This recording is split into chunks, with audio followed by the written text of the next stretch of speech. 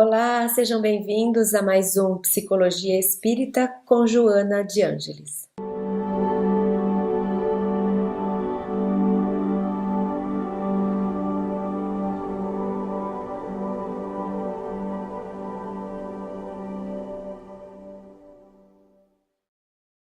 Nos episódios anteriores, nós trouxemos temas centrais que nos ajudam nessa busca pelo autoconhecimento, que nos dão ferramentas, que nos fazem provocações para essa tão esperada e buscada também reforma íntima. Conversamos sobre pontos centrais da estrutura psíquica do ser humano. Falamos sobre a nossa aparência, sobre os mecanismos da persona, da criação da persona ou das personas, que são estratégias de adaptação ao mundo de fora. Falamos que é essencial a gente trazer ainda essa aparência, porque ela nos ajuda a conviver com a sociedade, com a civilização. O importante é termos consciência dela, é sabermos que estamos fazendo uso da persona.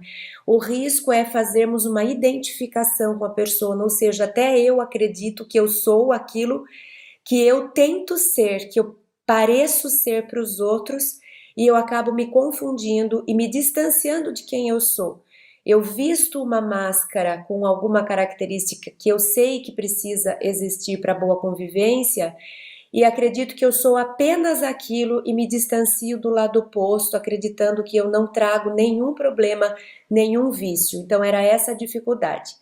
Nós falamos também sobre a sombra, ou seja, esse lugar do inconsciente, onde estão guardadas as experiências passadas, onde estão constantes, onde vivem os complexos que nos tomam, que nos fazem agir como nós não gostaríamos, é onde está guardada aquela nossa parte indesejada, ainda não desenvolvida ou reprimida. Falamos também sobre um pouco sobre o ego, essa noção de eu, que na verdade é como eu estou e não como eu sou. Quando falamos eu, estamos nos referindo àquilo que temos consciência a respeito de nós mesmos. Mas a nossa primeira provocação foi: somos muito mais do que apenas essa personalidade com a qual nos identificamos hoje. Eu estou nessa vida, Cris, mas sou um espírito muito maior. A minha totalidade, ela é muito mais ampla e profunda do que aquilo que eu conheço de mim mesma. Então, a reforma íntima e o autoconhecimento nos ajuda a ir em busca dessa conscientização a respeito de nós mesmos. Somos muito maiores, mais amplos, mais profundos e mais complexos do que nossa consciência é capaz de entender e de abarcar. Hoje vamos conversar um pouquinho a respeito desse eu total, dessa totalidade. Vamos um pouco em busca dessa ferramenta para nos conhecermos um pouco mais, esse caminho em direção ao si mesmo. Esse si mesmo sendo então a totalidade, sendo o eu total, o espírito, o self. Então, quando nós falamos sobre si mesmo, estamos falando sobre self e estamos falando sobre espírito. Por isso que a pergunta de hoje é: quem realmente sou? Para eu saber quem realmente eu sou, eu vou precisar ir em direção da minha centelha divina, do âmago do meu ser, da minha alma, do meu espírito, do self, desse si mesmo com letra maiúscula. Tudo isso a gente usa aqui como sinônimo. Na psicologia espírita a gente entende esse ser total como sendo o espírito, que é o ser que foi criado por Deus e é quem vive e vai viver eternamente. Então nós vamos tentar entender como é que chegamos, como é que nos aproximamos desse eu total, quem realmente sou. Tem um texto do filósofo Nietzsche, Friedrich Nietzsche. Ele é um filósofo pessimista, no sentido de que as suas provocações, o seu ponto de vista, eles são muito, às vezes, depressivos. Ele faz questionamentos que realmente parece que nos desanimam. Ele era muito fervoroso no sentido de não acreditar no ser humano ou na vida, ou pelo menos é isso que ele parecia passar. Mas para aqueles que são estudiosos de Nietzsche, que se realmente mergulham no seu pensamento, percebe que ele tinha assim esse lado humano e era um ser humano que não estava encontrando o seu propósito de vida, não conseguia entender a finalidade da vida na Terra, estava distante da espiritualidade e por conta disso não se sentia bem, não tinha prazer em viver. E era muito questionador. Ele brigava com o Deus, mas era com o Deus criado pelo ser humano. Ele não conseguia entender esse Deus que precisa ser temido, ou que espera promessas, ou que deseja ser louvado. E aí a crítica que ele fazia a Deus, na verdade ele estava fazendo uma crítica ao pensamento humano a respeito de Deus. Mas a gente mistura tudo, então ele foi bastante combatido. E tem um texto dele que está no livro Assim Falava Zaratustra. É um dos textos que está nesse livro, chama Das Três Metamorfoses. E esse livro traz esse texto das três metamorfoses, simplificando para não tomar tanto tempo, fala a respeito da transformação do ser humano de uma forma simbólica. Então ele diz que o ser humano primeiro, ele é camelo.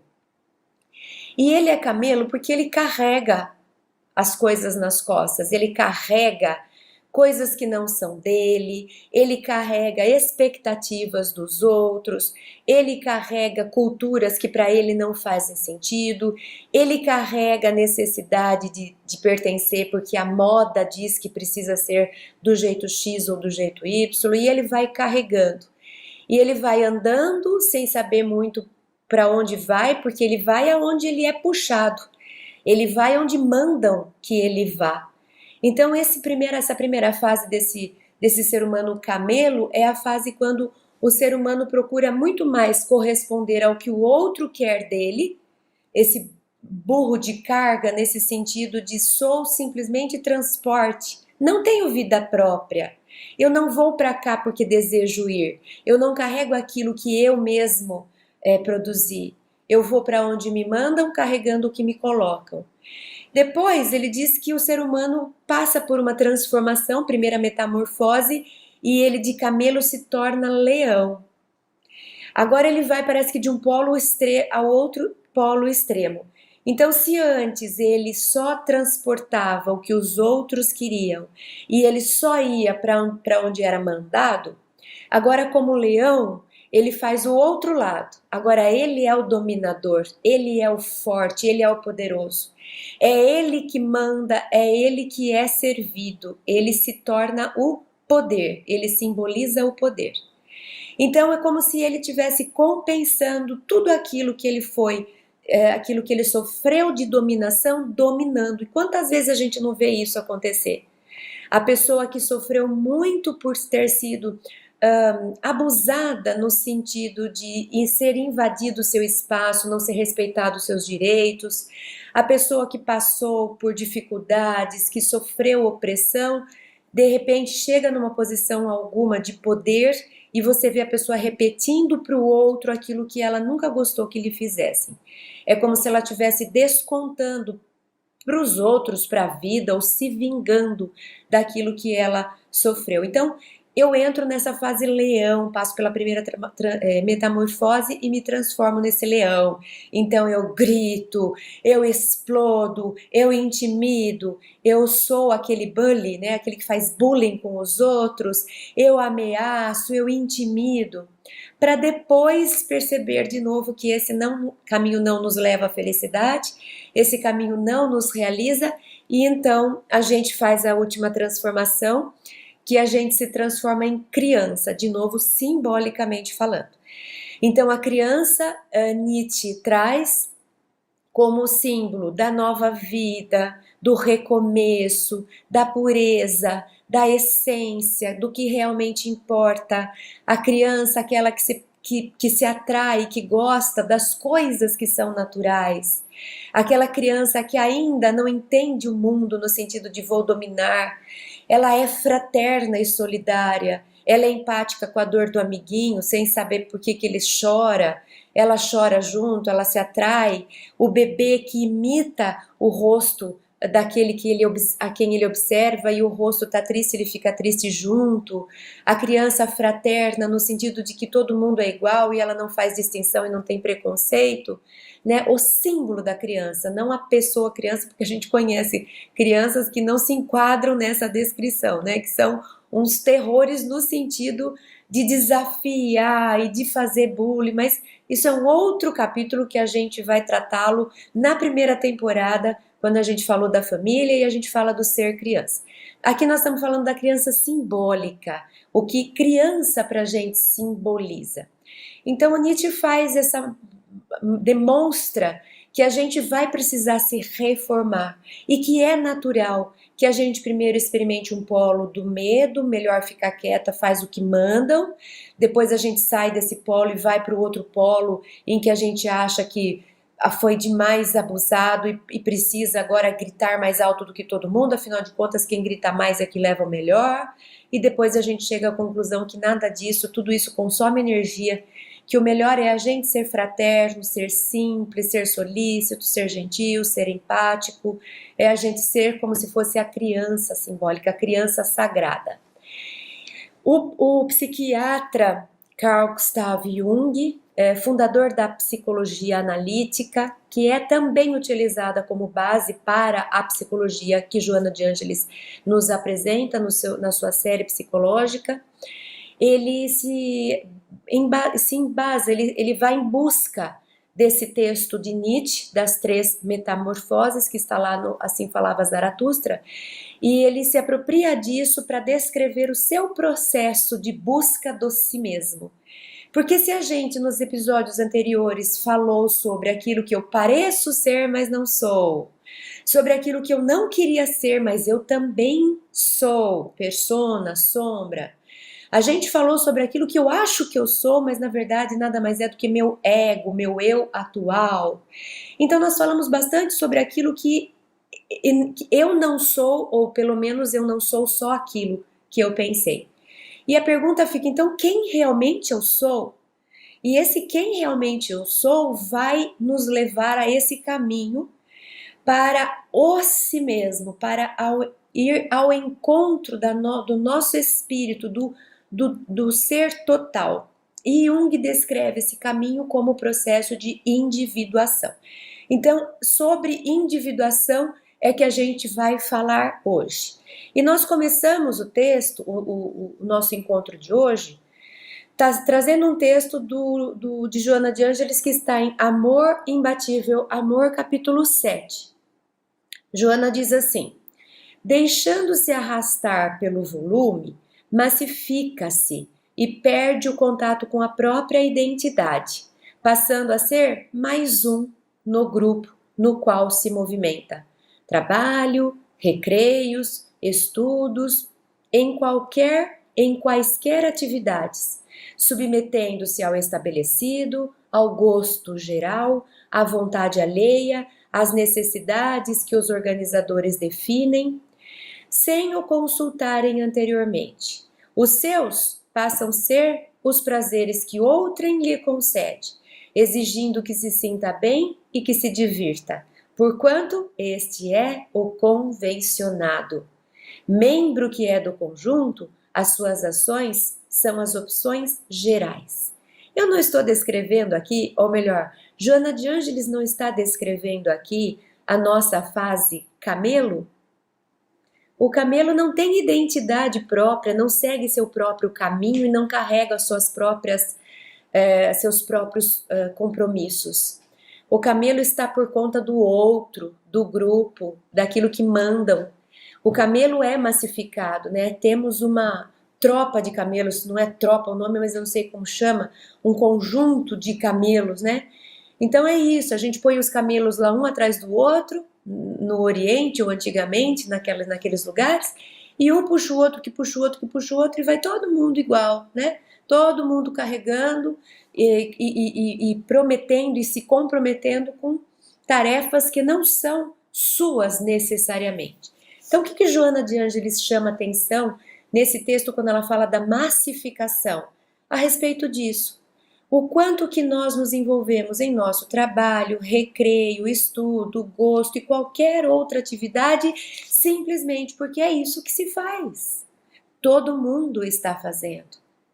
Então, a gente vive quase que sem identidade. Somos uma massa, por isso que eu escolhi essa imagem.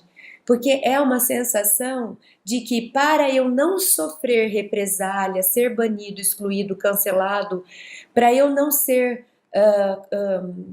deixado de lado, eu acabo tentando pertencer a esse conjunto que dizem que é o bonito, que leva curtidas, o que faz fama. E muitas vezes isso está tão distante de quem eu verdadeiramente sou. Então, a primeira fase que a gente vai enfrentar quando a gente falar eu abro mão de tentar ser igual a todo mundo, para poder receber o que todo mundo recebe, para pertencer aos grupos, enfim, eu abro mão. Eu preciso saber de fato quem eu sou.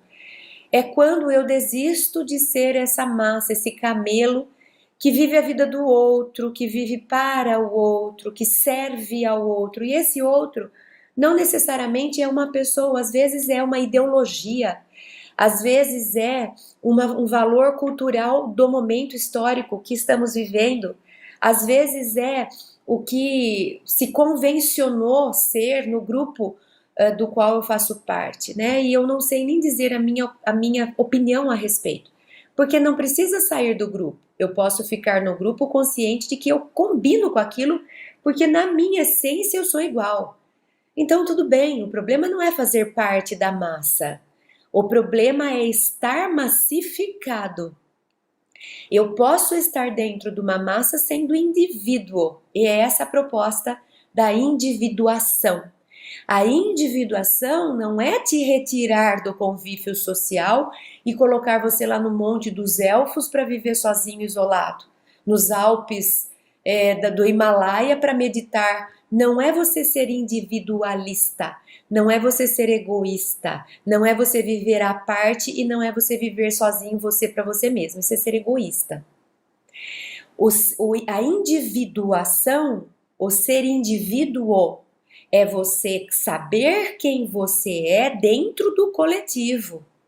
É você aceitar o coletivo porque você tem consciência de que ele está alinhado com os valores que são seus.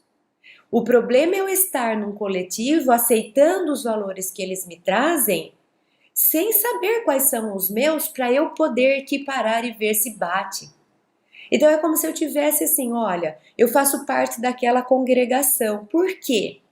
Porque primeiro eu sei que para mim é importante A, que eu quero aprender o B, que o C faz parte da minha vida. E ao olhar aquela congregação, eu percebi que lá o A, B e C existem. Então deu sintonia. Então eu que sou o indivíduo, sei quem sou, desejo entrar nessa coletividade. Porque essa coletividade está alinhada com quem eu sou. Eu vivo no coletivo sem perder o indivíduo. O problema é eu dizer, faço parte dessa congregação. Ah, por quê? Ah, porque lá tem A, B e C. Ah, e você gosta disso? Ah, gosto, né? Todo mundo gosta, né? Então é como se eu estivesse dizendo assim, não sei, eu vou porque meus pais foram, meus amigos vão, meus vizinhos vão, tá na moda, eu vou. Mas e você? Não sei. Então eu estou aí massificada porque eu estou sendo arrastada para um coletivo sem ter consciência do meu indivíduo. A melhor coisa é, ou o que nós buscamos é, ser indivíduo que faz parte conscientemente de um coletivo. Quando eu sou um indivíduo que faz parte de um coletivo conscientemente, eu não me deixo arrastar pelo coletivo. Se amanhã o coletivo introduzir um valor novo, agora a gente entendeu que o valor X é importante. Eu que sou indivíduo sou capaz de olhar e falar, peraí, esse X não existia antes. Não é porque esse coletivo que estava afinado comigo até hoje disse que esse X é bom, que para mim vai ser. Então, deixa eu avaliar para mim, que sei quem os meus valores, se X combina. Ah, combina, então ótimo. Agora eu incorporo o X, porque primeiro eu vi que o X para mim fez sentido. O problema é eu internalizar o X, não pensar a respeito, virar papagaio e alguém me perguntar, mas por que o X faz sentido na sua vida? E eu vou falar, na minha vida, eu não sei. É porque eu tô lá, todo mundo tá lá, eu tô lá junto, então vamos. Então, essa distinção, essa diferenciação que o processo de individuação vai nos convidar a fazer. Então, quando eu faço a pergunta quem realmente sou, eu estou dando o primeiro passo no caminho da individuação. A individuação, a gente sabe, a gente já falou nos episódios anteriores, é de Píndaro, o torna-te quem tu és, do filósofo Píndaro, lá da antiguidade. Torna-te quem tu és. E aí eu pergunto, mas eu não estou me tornando quem eu sou? Não necessariamente. Talvez você esteja se tornando o que a cultura está te transformando, o que os seus pais geraram de expectativas a seu respeito, o que os seus amigos disseram que é bom ser para ganhar dinheiro, o que todo mundo anda fazendo. Você pode estar se tornando tudo isso menos você mesmo. Então, torna-te quem tu é significa gasta um tempo e uma energia e dedica, se ocupa, bota a atenção em você, para você conhecer-se em espírito, para ver se a vida que você está vivendo, os valores que você está perseguindo, os lugares onde você está frequentando, se combinam com o espírito que você é, se fazem sentido para a sua trajetória espiritual. Nós precisamos nos esforçar para estarmos conscientes, porque o véu do passado faz com que nós tenhamos a sensação de que essa vida é a primeira. E a pressão social, a psicologia de grupo é muito forte e vai nos arrastar. E daqui a pouco eu vivo uma vida inteira para chegar lá no fim e descobrir que eu vivi uma vida que não era aquela que eu queria ter vivido.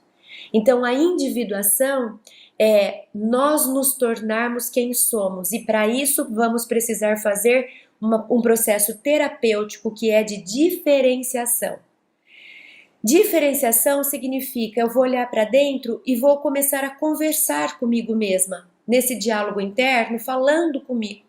E eu vou descobrir se aquilo que eu carrego, acredito, faço, penso, creio, se é meu, se não faz sentido para mim, se é uma coisa que fez sentido para minha origem, para minha família de origem, mas não me faz mais sentido, se eu não estou correspondendo muito ao que a sociedade quer e acabo me distanciando de quem eu sou, eu vou diferenciando.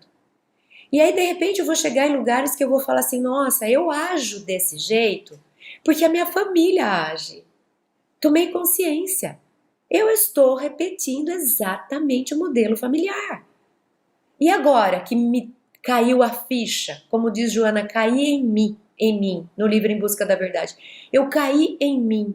E agora? E agora que eu posso escolher. E eu posso dizer assim, não, mas isso para mim eu acho bom. Eu acho que isso é útil. Eu gosto, ótimo. Então, eu continuo fazendo o que a minha família sempre fez, mas agora isso é meu, porque eu me apropriei. Eu não estou fazendo automaticamente porque eu sempre fiz, porque todo mundo fazia. Eu agora caiu minha ficha e eu escolho continuar fazendo. Então agora isso é meu. Eu diferencio para depois integrar. Ou eu posso dizer, nossa, não tem nada a ver comigo. Então, obrigado, me trouxe até aqui, foi útil, mas para mim não me cabe mais. Então eu deixo e eu vou seguir aquilo que é meu. Eu preciso diferenciar para poder olhar e escolher. Fico ou não fico?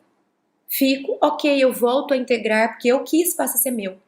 Não, não me serve mais, entrega, fica para trás, obrigada, me trouxe até aqui, agora eu vou tentar alguma coisa diferente. Então, esse é o processo de individuação. É eu ter mais consciência de mim mesmo a cada fase, a cada etapa. Então, eu chego nessa nova vida na criança. Então aqui a gente não está vendo camelo, a gente está vendo camelo.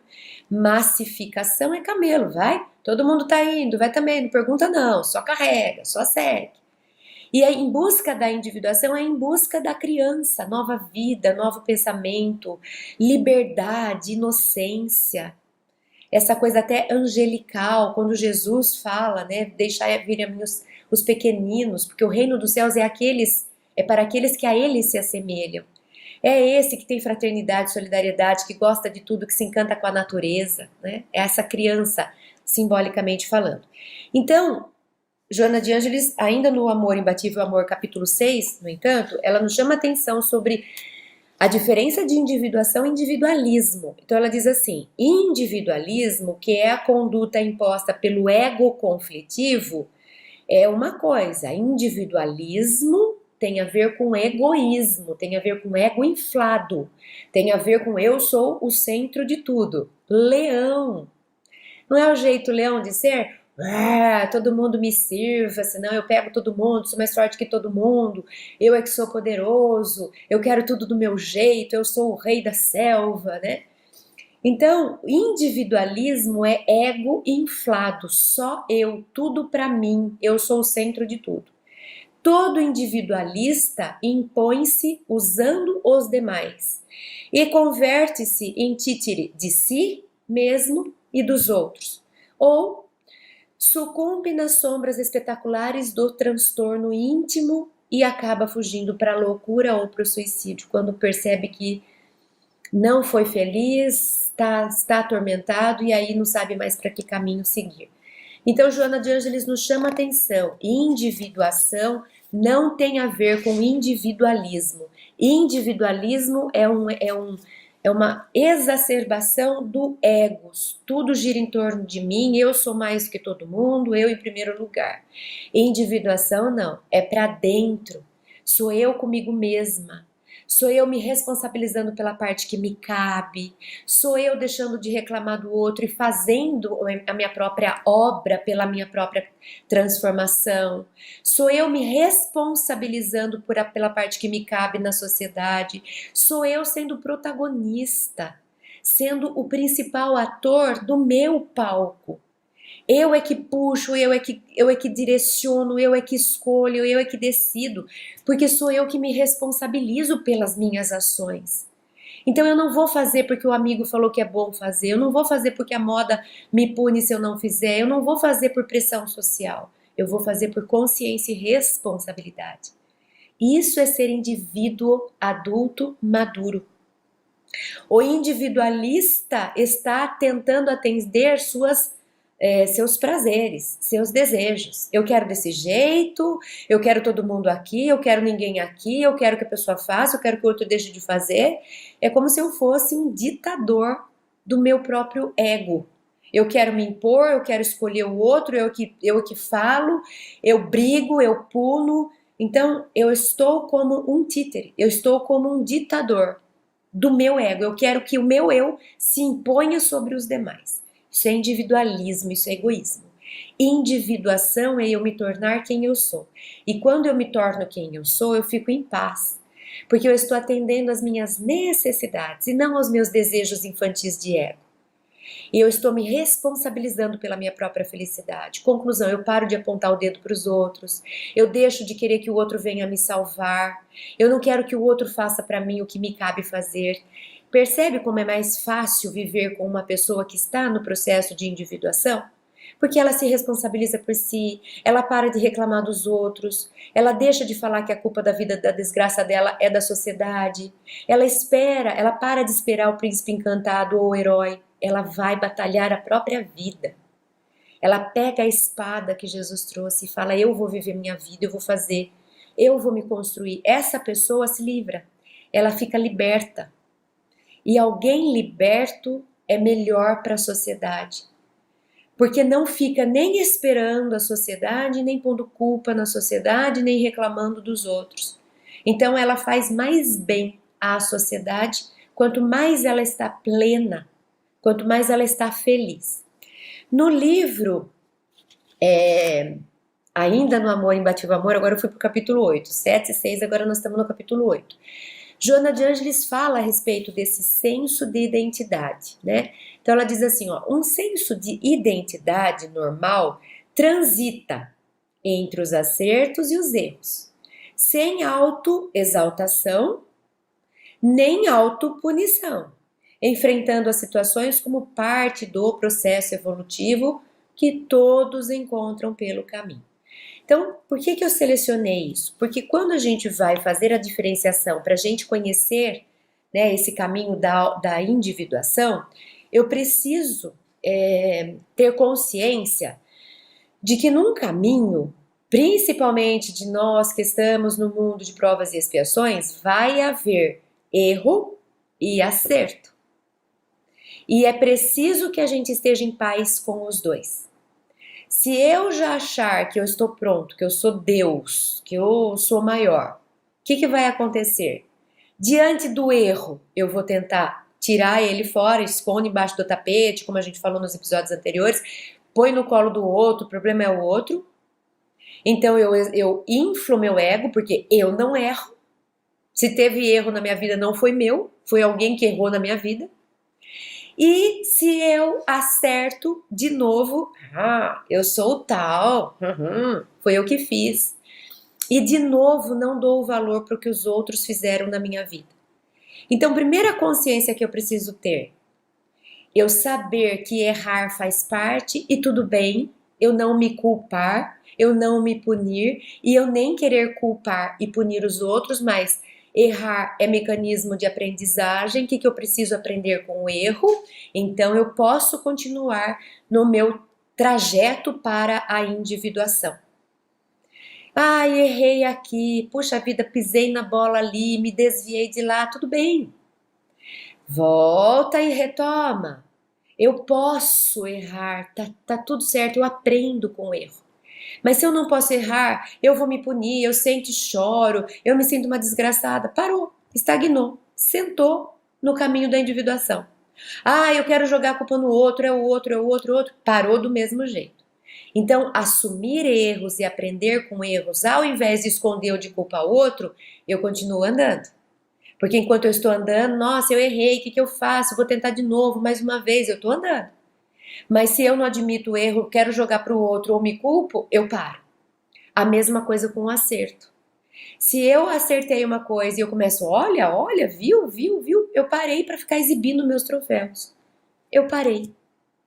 Agora, se eu, olha que legal que eu fiz, agora eu vou conseguir me esforçar ainda mais e eu continuo andando.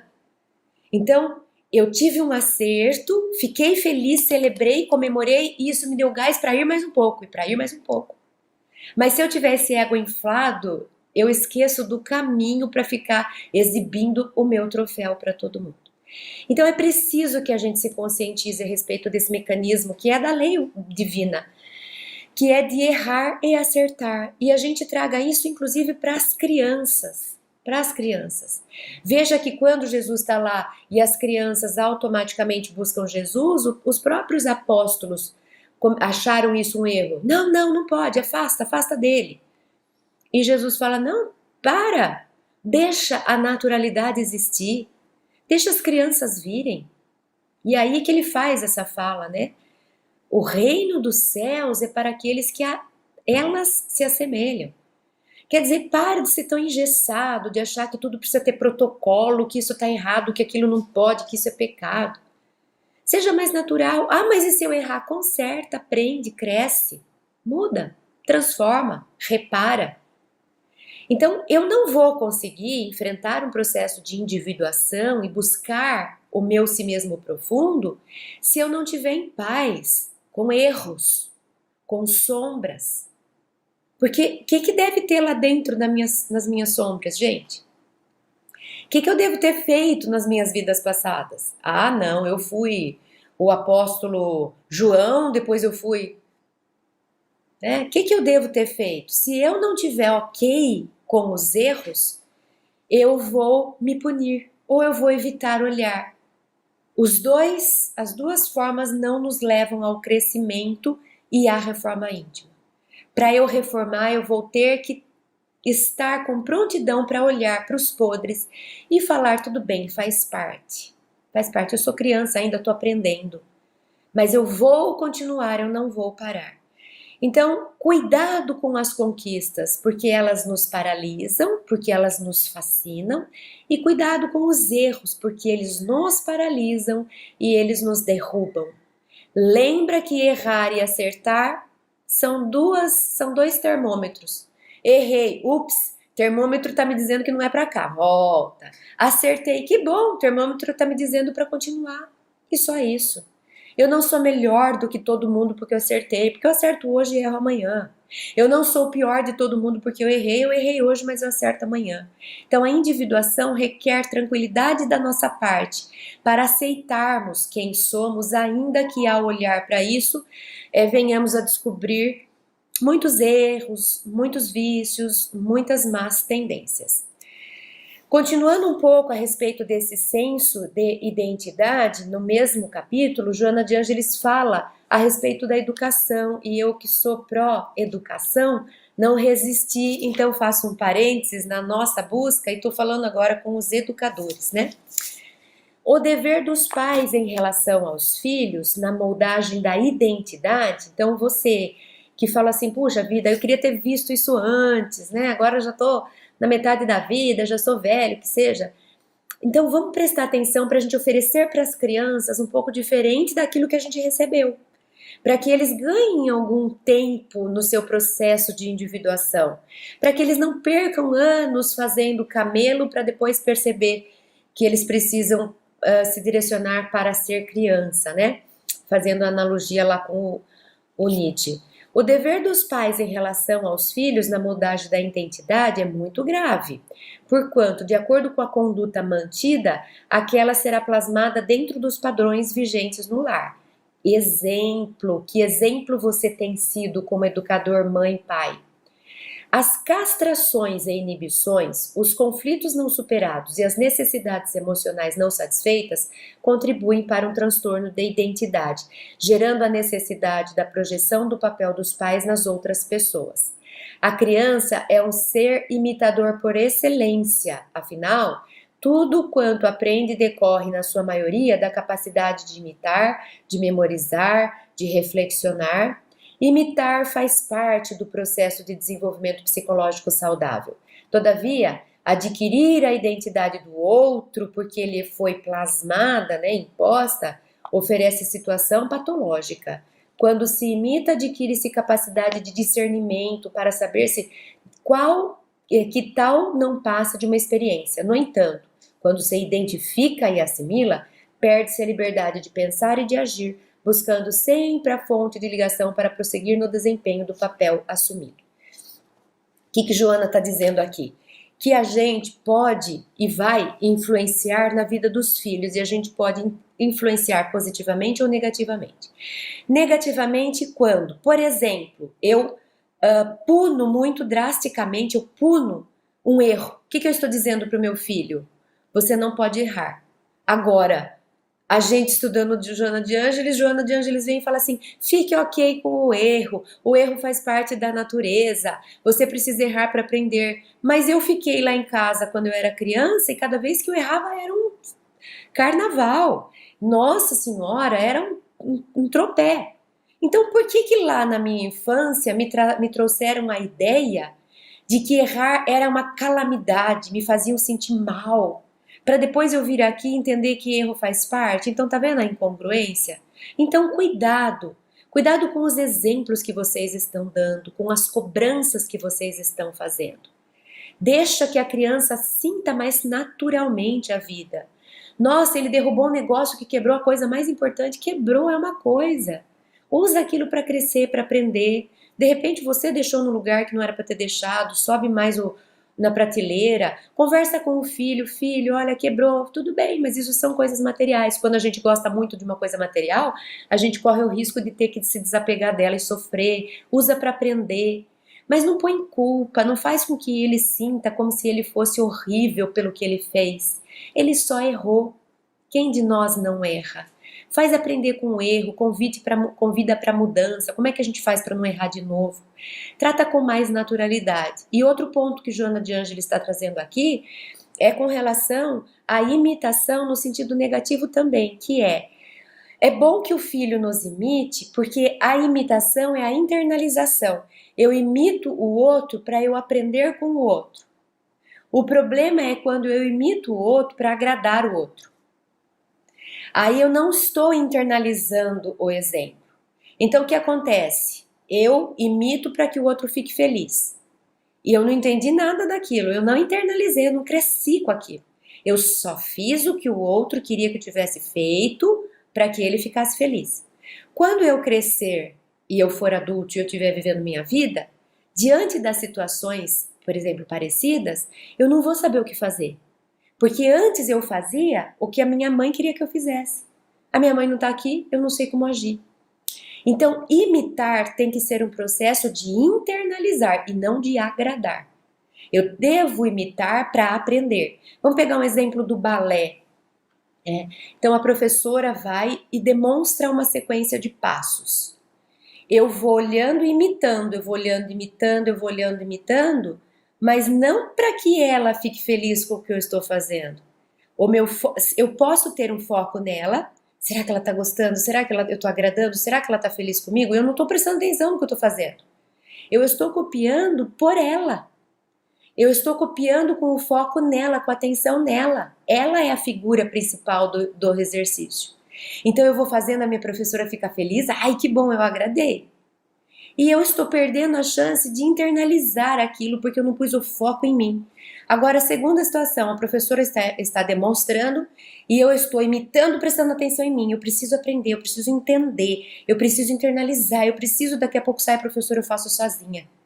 Eu danço sozinha, feliz por mim. É lógico que eu fico agradecida à professora e é lógico que eu quero que a professora me veja dançar para ela ver que eu aprendi com ela. Mas eu trouxe para mim aquilo. Se ela não estiver, eu danço do mesmo jeito. Eu não estou dançando para que ela fique feliz. Eu estou dançando para eu aprender a dançar. E a criança deve fazer isso em todos os seus âmbitos. Ela não deve agradar os pais, ela deve internalizar o que ela aprende com os pais. E é óbvio que, por consequência, os pais vão ficar felizes. Então, cuidado, porque dificilmente eu vou construir uma identidade se eu quiser ficar prestando atenção no outro e agradando o outro. Com relação à individuação agora entrando, né? A gente já falou sobre isso, mas Joana de Ângeles no livro Triunfo Pessoal, capítulo 11, ela diz assim: o eminente Dr. Carl Gustav Jung, que eu já falei lá no começo, considera, no entanto, a individuação como todo um processo intrapsíquico duradouro e autônomo, através do qual a psique consciente assimila os conteúdos que permaneciam inconscientes na imensa área do inconsciente pessoal e coletivo. É o momento da conquista da consciência, do discernimento claro, da conscientização do si mesmo. Graças a essa conquista, é possível separar a personalidade individual do coletivo. Lembra? A gente falou isso. Então, torna-te quem tu és. Então, Joana de Ângeles traz aqui essa referência do Jung, mostrando pra gente. Individuação não é me tornar egoísta, centrado em mim. Individuação é eu me esforçar para eu saber quem eu sou e quem o coletivo é. Para eu ter argumentos para explicar por que eu faço parte desse coletivo. Porque eu trago isso, isso, isso e isso, esse coletivo faz sintonia, então eu estou junto. Mas eu preciso saber quem eu sou, quem o coletivo é. É uma busca dessa conscientização dos meus aspectos que estão escondidos no meu inconsciente. É trazer à consciência tudo aquilo que eu tentei evitar, que eu não quero saber de mim, as minhas sombras, os meus conflitos, os meus complexos. E esse processo é duradouro. Quando que eu termino de individuar? Quando eu terminar a minha evolução espiritual. Conclusão? Tem um bom tempo aí, uma boa jornada, né? A gente, na psicologia junguiana, a gente fala, a gente morre sem ter terminado esse processo. E a gente que é espírita diz, e a gente continua esse processo nas próximas vidas. Então, individuar nada mais é do que pra gente no espiritismo, do que a evolução espiritual, do que o progresso do espírito, até se tornar perfeito, até ser completamente feliz como a gente imagina que Jesus seja, né? Nesse sentido de estar pleno, de estar totalmente alinhado com Deus, com o amor. Então, individuação é acelerar nesse rumo. E para isso, eu preciso me distanciar, às vezes, de distrações sociais coletivas. Eu preciso focar mais no meu propósito de vida, muitas vezes desviado por essas tentações que não fazem ligação com o meu eu profundo, que são distrações do mundo daqui. Né? Ela também diz no livro Vida, Desafios e Soluções, capítulo 7, buscando a individuação, percebe-se que as contribuições do mundo exterior imprimem no ser valores que não são verdadeiros para o seu nível de maturidade e que somente possuem legitimidade aqueles que lhe procedem do âmago, do seu inconsciente, agora em sintonia com a consciência lúcida. Isso oferece muita tranquilidade porque permite identificar que não se torna necessário, para obter o triunfo, ser igual a ninguém. Símile de outrem, cópia de modelos que se exibem na mídia nos sucessivos festivais da ilusão e dos tormentos generalizados. Olha que alívio. Ai, obrigada, Joana de Ângeles. Eu não preciso ser igual ao outro. Eu não preciso corresponder ao que a moda dita. Eu não preciso agradar a coletividade. Eu preciso ser fiel a mim, a minha programação espiritual. Como é que eu faço para saber? Mais tempo, dedicação e atenção para dentro, mais foco em Deus, mais tempo de mente quieta para ouvir a inspiração do alto e dos benfeitores. Eles é que nos orientam a respeito do nosso caminho. Não é olhando ao nosso redor para corresponder, para agradar. Então, a gente tem, eu pus essa mulher falando não, chega, porque a gente tem deixado muito influência de fora para dentro. A gente tem sido muito alvo daquilo que está na mídia, daquilo que está sendo gritado no mundo, né, nas portas largas da perdição. Então chega dessa influência de fora para dentro que só me enche, que só me preenche, mas não me satisfaz e não me plenifica. Mais movimento de dentro para fora. Se direciona mais na vida, menos ouvindo o que os outros te dizem, mais recorrendo à própria consciência, ao próprio inconsciente, à espiritualidade. Busca mais dentro, no silêncio, na meditação, na oração. O que fazer, para onde ir, o que seguir. Esse é o caminho de quem está vivendo a própria vida, porque eu estou recorrendo a respostas que dizem respeito ao meu ser, ao meu trabalho, à minha tarefa na minha existência. E não falando o que o outro quer que eu faça, o que a mídia diz que é bonito, o que está na moda fazer. São histórias que não são minhas necessariamente. Então volta mais para si, dê tempo mais para você ficar no silêncio, onde a gente pode ampliar as nossas antenas para poder captar aquilo que nos faz sentido. Né? Ainda no livro Em Busca da Verdade,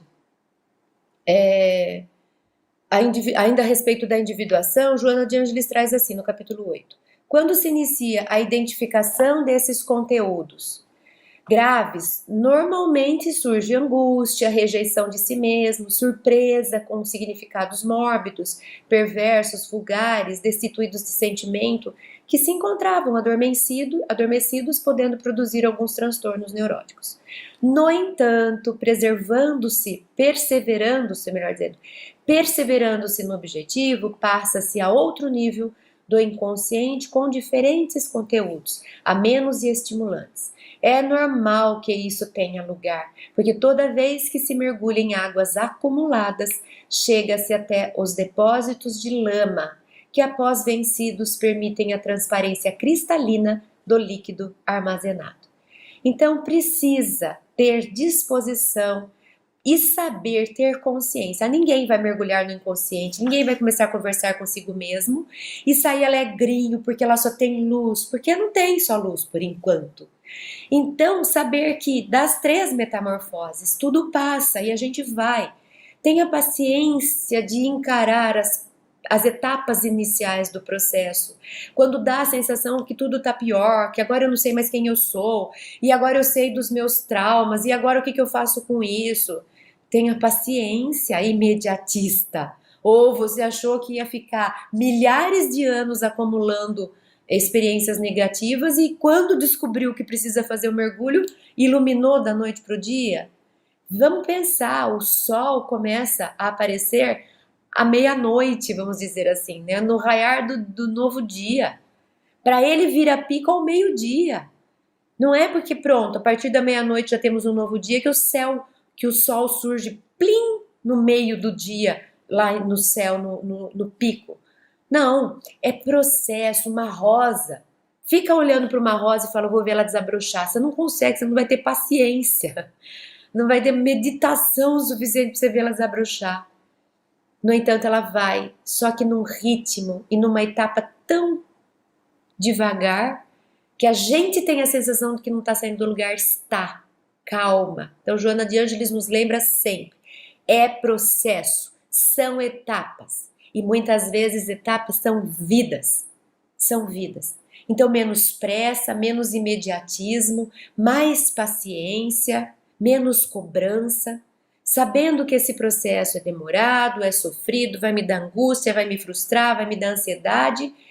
Só que se eu não tiver um pouco de prontidão para enfrentar isso, eu não vou sair do lugar. Então, fazer faxina, fazer reforma, é lidar com entulho, é lidar com ruína, é organizar, é reconstruir, é reformar, é limpar.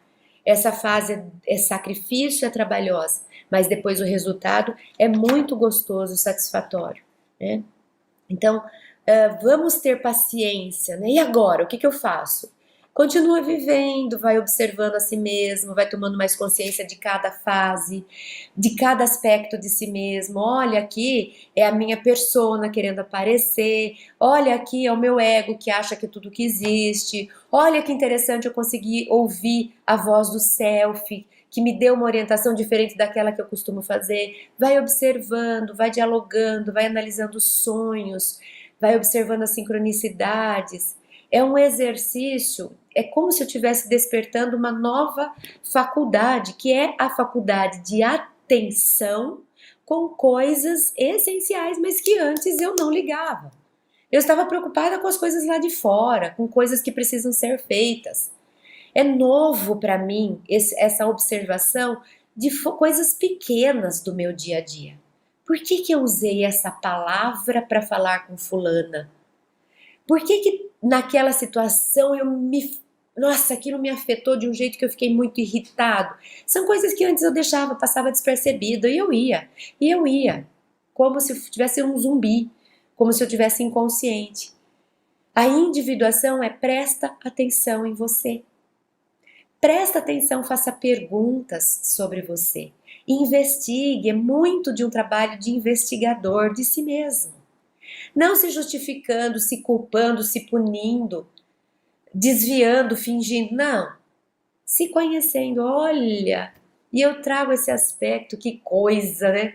Sempre falei que o outro era isso, descobri que eu também sou. Não se culpa, não se envergonha, não, que bom, olha, já conheço um pouco mais de mim mesmo. Esse é o processo da individuação. Sem frustração, sem ansiedade, tudo bem ter dúvidas. É uma coisa de cada vez, é um pouco de cada vez, né? É um esforço. É uma obra-prima. O que é uma obra-prima? É aquela que deu muito trabalho de ser feita, que exigiu os melhores dotes e talentos de cada um, mas que se transformou realmente nessa peça única que é o eu, o si mesmo, esse verdadeiro eu, esse espírito, né, que que Deus fez, único e especial. E no livro Vida, Desafios e Soluções, capítulo 7, Joana de Ângeles fala sobre esse ser único. Tornar-se um ser total, original, único é a proposta da individuação, que liberta a consciência das constrições mais vigorosas do inconsciente dominador. É indispensável, dessa forma, enfrentar o inconsciente com serenidade, descobrindo-o e integrando-o à consciência atual, pelos melhores caminhos que estejam ao seu alcance. Cada ser encontra a sua própria rota, que deve seguir confiadamente, trabalhando sempre, sem culpa, sem ansiedade, sem receios injustificáveis, sem conflitos responsáveis por remorsos. É como se ela falasse: tá tudo bem, né? Eu pus essa foto que é uma digital e uma pessoa, porque é isso. Tá tudo bem, você é único, você está destinado a ser único, ser especial. Um dia todos nós seremos anjos, já diz a letra da música. Calma, paciência, a gente está começando, nós estamos criando consciência há pouco tempo. Temos uma longa jornada para essa busca dos nossos valores escondidos, reprimidos, negados, para poder ser pessoas mais inteiras na Terra. E sendo mais inteiros, podermos oferecer o nosso melhor para o mundo, sem cobrança, sem culpa, sem projeção. Já falamos bastante sobre esses mecanismos de fuga do ego, né? Então, é aceitar, é ter paciência, é ser resiliente, ser resignado e continuar fazendo perguntas a você mesmo, a querendo se conhecer um pouco mais. Esse é o convite que Joana de Ângeles nos deixa nesse dia, né? Então, uma vez eu ouvi um professor já não me lembro mais, dizendo dos movimentos do espírito, da alma, né, do ser humano aqui na Terra. E que nós temos 6 movimentos principais, né, em termos de direção. E que nós, muitas vezes, focamos em 4 e esquecemos os 2 principais. Então ele dizia assim: muitas vezes nós gastamos um tempão fazendo um movimento de ir para frente e para trás. Simbolicamente, né, psicologicamente falando, ir para frente e para trás significa eu vou para o futuro e para o passado. Ou seja, ora eu estou ansiosa esperando por aquilo que ainda não chegou, ora eu estou depressiva lamentando aquilo que já passou e não estou onde eu precisava estar. Então eu estou para frente e para trás, ansiosa e depressiva, ansiosa e depressiva. Outras vezes nós gastamos um tempão e muita atenção em movimentos que vão para o lado, para cá e para lá, simbolizando a nossa necessidade de viver a vida do outro. Eu saio do meu caminho e vou viver a vida desse porque eu tenho inveja, vou viver a vida daquele porque eu tô com raiva, eu vou perseguir, eu vou me vingar. Então muitas vezes a gente fica indo para os lados, se ocupando com outras vidas que não são a nossa, e invejando, ficando com raiva, julgando, perseguindo, querendo ensinar o outro a viver a vida dele, e a gente sai do nosso caminho de novo.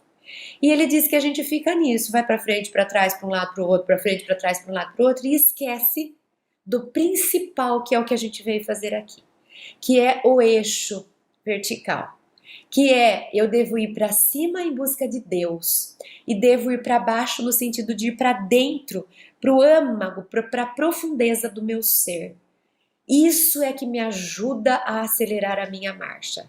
Eu buscar o alto, a conexão com Deus, e ao mesmo tempo eu alcançar o meu âmago, o meu profundo, o meu chão que está lá dentro de mim. Então que a gente dedique mais tempo para cima e para baixo no sentido de dentro, menos tempo para frente, para trás e para um lado, para o outro. Esse é o convite para a individuação. Muito obrigada e até o próximo domingo.